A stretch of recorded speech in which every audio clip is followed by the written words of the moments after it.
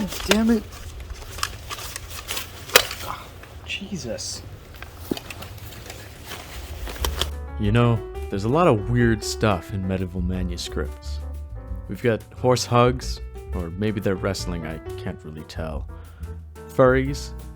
This cat using a mouse as a gun. This thing. Whatever the hell is going on here. Questioning life choices. More furries. I'm, genuinely at a loss for words on this one. Oh, hey, this is actually just a lobotomy. Hey, this one's kinda cool. Okay, seriously, what's with the rabbits, man? No, really, what is up with absolutely ruthless? And look, they even made it into a cartoon. Sorry, the first ever cartoon. But anyways, I'm getting sidetracked. With all this weird stuff, there's one thing that really caught my interest. Was when a fan sent me this curious piece. You can see that this character appears to be wearing a hat that looks like it says Joe's Meat Dogs. And when I was trying to investigate what exactly Joe might have been referring to historically speaking, I found one lead in the form of a biblical reference. Ezekiel 23:20. And Elisha said to the beggar, "Who is Joe?" To which the beggar replied, "Thy mother did enjoy mine own meat dog last night, Elisha." I couldn't really find anything else about this, and I thought it was really interesting because I haven't seen any historical reproductions of this piece in particular. So I decided to take it upon myself to raise some awareness about this lesser-known piece of medieval history, and try my hand at making a hat like this for myself. To start off, I had to make a pattern. Now, I can't actually remember the last time I made a pattern for something, but that's alright. Short-term memory loss is just something I've learned to deal with over the years. What? Are you expecting a punchline? You absolute sicko. This is no laughing matter. 40% of Lithuanians over the age of 65 will have their lives decimated by short-term memory impairment. And you're laughing. I'll remember that. Alright, so here's what I've got for the paper pattern so far. We've got the bill, of course. And then for around the skull, this hat actually has 6 triangular sections of fabric. But that's a lot of plates to try and attach together. So what I've done instead is gone for a 3-plate design. You've got one front plate, like this. In addition to that, I'll make 2 of these, which will cover the sides and back. I'll try and redo this and then transfer it all to metal. Now, before I could use this piece of metal, I had to flatten it out. And personally, I really like to use this special method I call counterarching, which makes use of the principle of conservation of energy to convert the mass of the human body into kinetic energy by harnessing the potential energy created by chemical energy stored within your muscles to perform an aerial maneuver in counter to gravity, creating a compound mechanical advantage. Heavy energy also dropped heavier than mass by a turbine to generate electricity. In other words, jump on it really hard.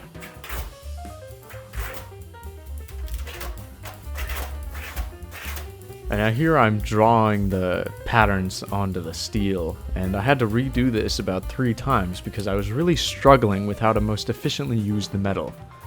Those toys where you fit the shapes into the right holes when you were a baby, they train you for this, and I clearly failed. Unfortunately, the only puzzles I am good at solving are the ones caused by my own incompetence. So I successfully used this blue marker to make it extremely obvious for myself which pieces to cut. And then I could finally get to cutting with my angle grinder. Oh, alright, my angle grinder was currently being shipped across the country. I had forgot about that. Now for me, this took several days of waiting, but in order to satisfy the 2-second attention span of most kids these days, I've cut it down into just a few short clips for you. So what, you have to wait 5 seconds? What are you going to do about it, huh? Click away? You think you can exercise some sort of power over me? Do you want the truth? You're weak. All of us are. The advent of modern social media has turned us all into poor, insufferable dopamine addicts whose only impetus for existence is to be alive long enough to undergo the next injection of dopamine, while we endlessly scroll through life as if viewing our entire reality through a phone screen, locked at 60 frames a second. And for what? to produce ad revenue for the unfathomable, impotent, apathetic, and cruel megacorporations who regulate our lives with complete unfettered impunity? Then my angle grinder came in the mail, along with a few other things.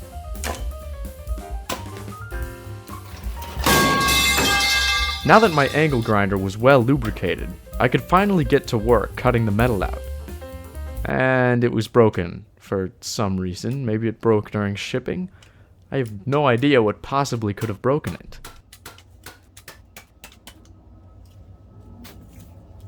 it. So I took it apart to see if I could fix it.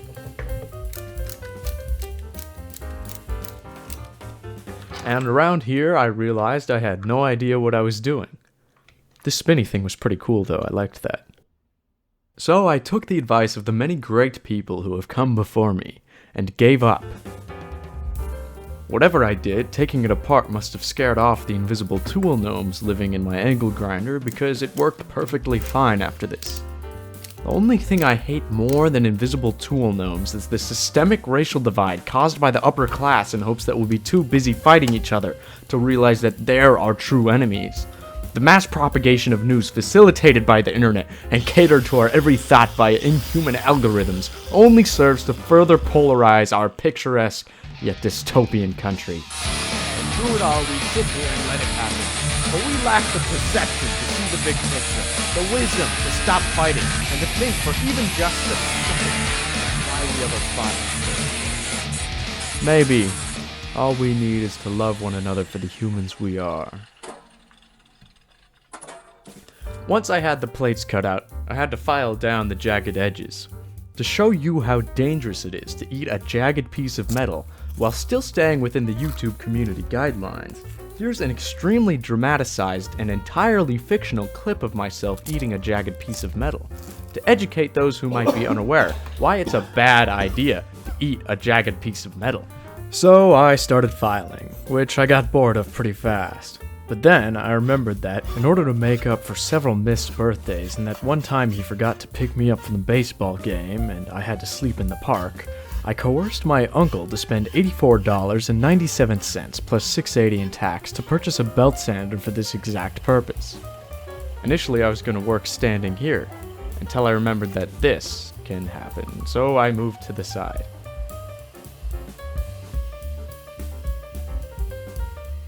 Once the metal was safe for consumption, I was ready to start shaping it.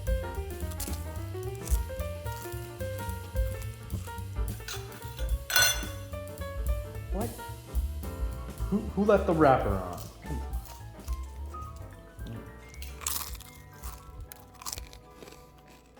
Alright, so we've got our plates, and we've got my crappy makeshift anvil. Now, most of you probably think of blacksmithing as you've got this red hot metal and you're pounding it on this giant heavy iron anvil. But for armoring, it's actually a little bit different. Since you're only working with steel plates a couple millimeters thick, it's possible to cold forge them just using a hammer, not even heating them up at all. In fact, you don't even need a big metal anvil. Most of the time, all I use is this wood block. What we're going to be doing is taking these plates and hammering them into that indent will form a nice curve.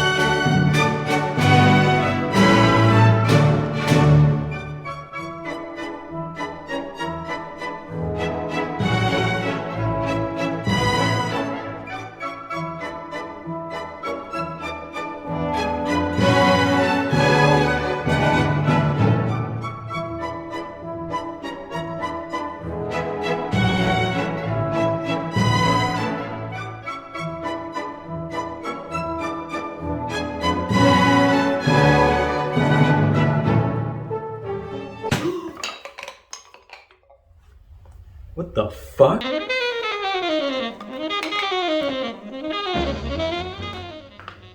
Alright, so an hour or so of hammering later, and you can start to see the very basic shape of our hat come together.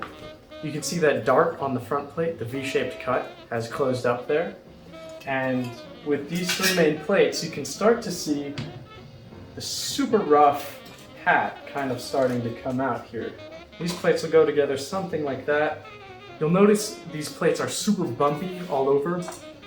I like to call that bag of marbles, alternatively grandma's face. That was a really bad joke.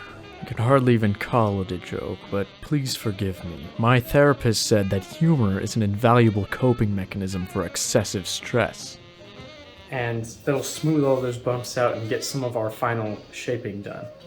Now, I don't normally work in fast forward, but I didn't want you to have to wait through all this, so if you're following along at home, don't feel discouraged if you haven't unlocked the fast forward or time blink abilities yet. It isn't necessary for this project.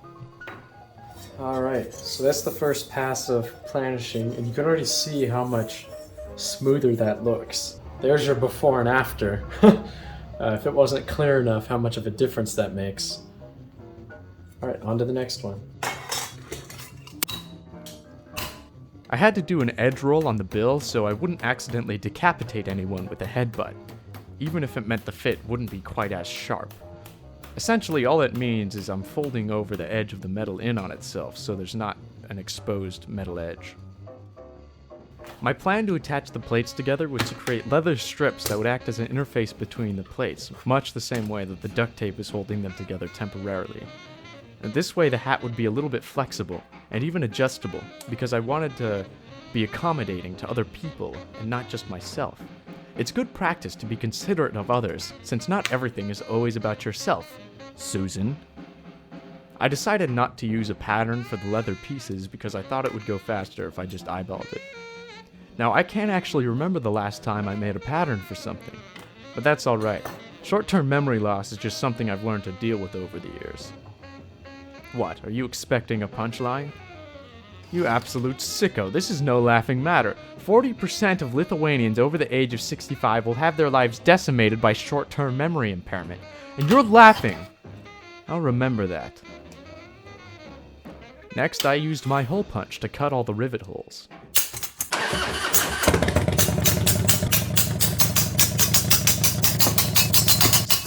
But then my hole punch stalled out. I think I made the fuel mixture too rich, but it worked out since that was the last hole I needed to punch. Once that was done, I polished all the plates. I couldn't use the fast forward or time blink abilities here since I already used up their charges smoothing out the plates. So instead of some cool fast forward footage, all I got was 3 hours of this. Hey, you've seen 10 seconds of it, you've seen all of it. There was one last step before I could fully assemble all the components. I couldn't use leather to attach the bill, so instead I made these custom L brackets. No jokes here, I was just really proud of this rivet joint and wanted to show you. Oh, you know what? I changed my mind. We can have a joke here. How about this? Knock knock. Okay, then you say who's there, okay? Knock knock. Come on, say it with me. Who's there? Let's try it one more time. Knock knock. Dump truck. Okay, then you say dump truck who, okay? One last time. Knock knock. Alright. What gives? Do you hate me that much that you don't want to hear the end of my joke? You know what? That's fine. You don't deserve to hear my joke. You're an you know? Hey, you know, f you. How about that? That's the end of my joke. F you. With that, I finally attached everything together and added the finishing touch with this hand-engraved logo. And now I could put it to the test. Alright, it's finally time to test out our hat. I'm going to be shooting it with this 45-pound recurve bow, which is only about half of the 100-pound war bows they would have used historically. But it is more powerful than most of the target shooting bows today, which run around 30 pounds. I'm going to be shooting them with these arrows, which aren't too dissimilar to the armor-piercing bodkin arrow tips that they used historically. Between this bow, this arrow, and my craftsmanship, we'll see what wins.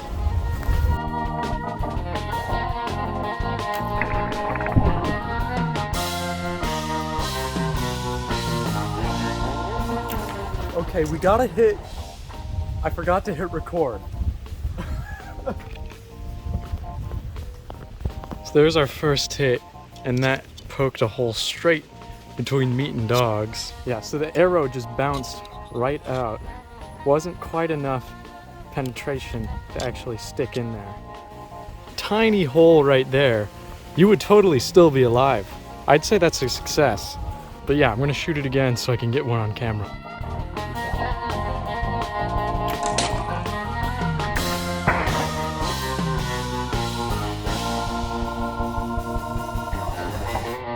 We got another hit, and again, right in the center of that faceplate, the arrow just bounced off again. There is penetration that time. Ooh, look at that. I think you probably would have survived that. Yeah, because look how shallow that comes out. If I turn it this way, so it's almost flat, that's just barely peeking out there. So you definitely have a cut on your head there, but I think you're alive. That's the important part. I want to see if I can deflect an arrow off the side. See if I can get it to glance off.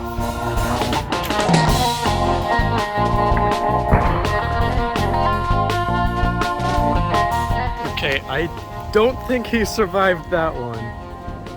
Wow, right stuck in the middle of the strap. I guess that's another buckle hole. And look, yeah, straight through. There's a hole through the fabric there.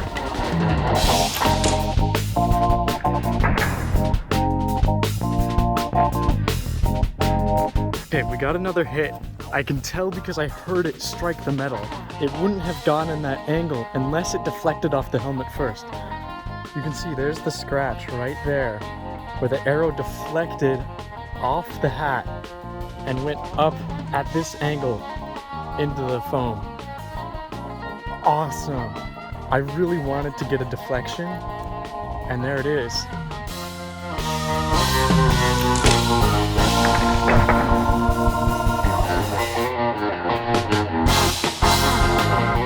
We got another deflection. Again, you can tell the arrow's at a slight angle here, and right there, that's the mark where it deflected off the steel. That's so cool. Yeah, I mean, you'd be totally fine.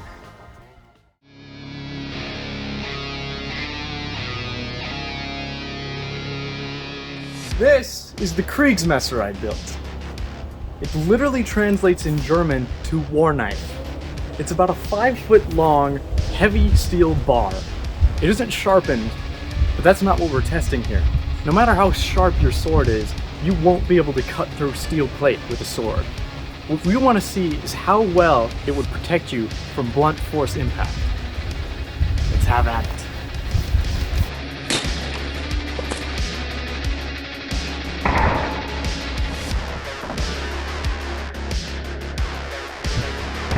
A lot of that impact there was probably absorbed by getting flown off the stand there. So I'm going to set this up again and go for more of a direct downward strike.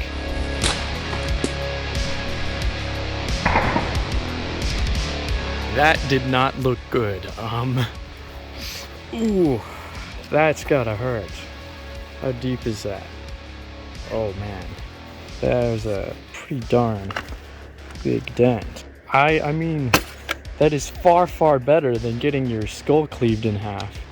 But that would definitely leave you with a concussion. There's no question about that. A very bad concussion, and potentially even a cracked skull. If this were a properly designed helmet, you'd have some kind of thick liner in here that would actually be able to absorb that, so you wouldn't get hurt at all. But if you're just wearing this hat on its own without something like this underneath it, that's bad news. Let's see how it does against a thrust.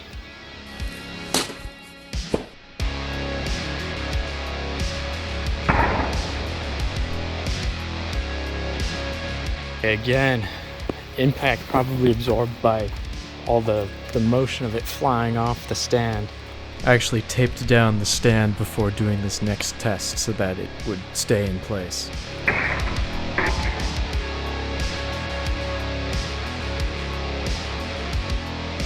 I think that very clearly shows that if you get the right angle, it'll just deflect right off, just like we saw with the arrows on the back. It always hurts to break things that you spent hours and hours on, but I'm pretty happy with this overall. There's still one final test to conduct. The most important test of all. Breakfast. The most important meal of the day.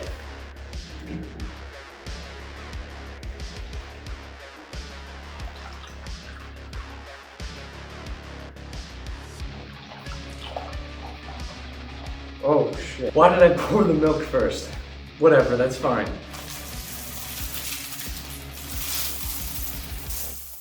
Oh yeah. There we go.